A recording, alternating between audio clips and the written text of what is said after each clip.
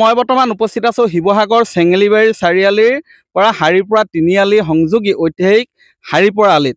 এই হাৰিপুৰা আলি বৰ্তমান সম্পূৰ্ণ বিধ্বস্ত হৈ পৰিছে। ইয়াৰ যিটো মূল কালভাৰ্ট আছিলে সেই কালভাৰ্টটো ভাগি বৰ্তমান এঢলীয়া হৈ হাউলি পৰিছে, যাৰ বাবে অতি বিপদজনকভাৱে ইয়াৰ ৰাইজে ইয়াত যাতায়াত কৰিবলগীয়া হৈছে।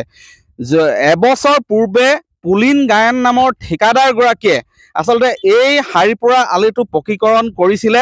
প্ৰায় 8 কিলোমিটাৰ দৈৰ্ঘ্যৰ পথছোৱাত পকীকৰণৰ বাবদ 10 কোটি টকা মোকলাই লৈছিলে। 10 কোটি টকা আমন্ত্ৰণ দিছিলে লোক নিৰ্মাণ বিভাগে। লোক নিৰ্মাণ বিভাগৰ সেইদিনাখন সেই সময়ত সংশ্লিষ্ট অভিযন্তাই আচলতে যি ধৰণে নিৰীক্ষণ কৰিব লাগিছিলে কাম কাজ নিৰীক্ষণ নকৰিলে, যাৰ বাবে ঠিকাদাৰে সুযোগ বুজি চূড়ান্তভাৱে বিসংগতিপূৰ্ণভাৱে নিম্নমানৰ সামগ্ৰী ব্যৱহাৰ কৰি এই হাৰিপুৰা আলিটো আচলতে নিৰ্মাণ কৰিছিলে, পকীকৰণ কৰিছিলে, যাৰ বাবে এবছৰ সম্পূৰ্ণ হোৱাৰ পিছতে বৰ্তমান বখলৈকে ইয়াৰ যিবিলাক পকী আছিলে সেইবিলাক বখলে এৰি গ'ল পকীসমূহ। ইয়াৰ উপৰিও ঠায়ে ঠায়ে বৃহৎ দ গাঁত হৈ বহি গৈছে। কেৱল ইমানেই নহয়, ইয়াৰ যিটো সংযোগী মূল যি কালভাৰ্টবিলাক আছে সেই কালভাৰ্টবিলাক বৰ্তমান এই ধৰণেই ফাটি তলত বহি সম্পূৰ্ণ ভাগি টুকুৰা হৈ ভাগি গৈছে আৰু ইয়াৰ ওপৰ অংশ দৃশ্য হেলনীয়া হৈ পৰি গ'ল। ইয়াৰ বৰ্তমান স্থানীয় ৰাইজ আছে, মই সেই স্থানীয় ৰাইজৰ ভাষ্য ল'ম। এইসকল স্থানীয় বাসিন্দা কি ক'ব? 10 কোটি টকা ইয়াত খৰচ কৰা হৈছিলে। হয়, আপোনালোকে জানে যেতিয়া এই ৰাস্তাটো নিৰ্মাণ হৈ আছিল, নিৰ্মাণৰ সময়তে সম্পূৰ্ণ গাফিলতি হৈছিল আৰু চূড়ান্তভাৱে গাফিলতি কৰিছিল। আমি সেই সময়তে বহুত প্ৰতিবাদ কৰিছিলোঁ, সংশ্লিষ্ট কৰ্তৃপক্ষক জনাইছিলোঁ যে ৰাস্তাটো বহুত গাফিলতি কৰিছে, চূড়ান্তভাৱে গাফিলতি কৰিছে, যে এই ৰাস্তাটো সম্পূৰ্ণৰূপে ভালদৰে নিৰ্মাণ কৰিব লাগে। কিন্তু আমি বাৰম্বাৰ জনোৱাৰ পিছতো এই ৰাস্তাটো নিৰীক্ষণ যিদৰে কৰিব লাগিছিল সংশ্লিষ্ট বিষয়াই সেই সময়ত নকৰিলে, আৰু নকৰাৰ ফলত এতিয়া ৰাইজে জীয়াটো ভুগিবলগীয়া হৈছে। আপোনালোকে দেখিছে এই ৰাস্তাটো সম্পূৰ্ণৰূপে ভাগি আচলতে শেষ হৈ গৈছে।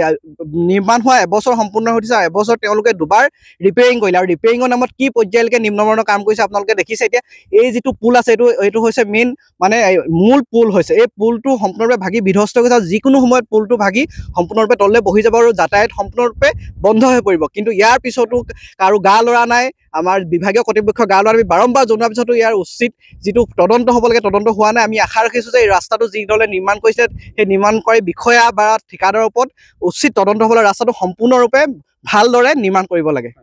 কি ক'ব? তাকে গোটেই ভাগি অৱস্থাই নাই আপোনাৰ যিটো এতিয়া আৰু খুব বেছি 2 এদিনে যাব কালভাৰটো, তাৰ পিছতো যাতায়াত বন্ধ হৈ যাব, স্কুল ল'ৰা ছোৱালী অহা যোৱা কৰিব নোৱাৰিব, বহুত প্ৰব্লেম হৈ যাব।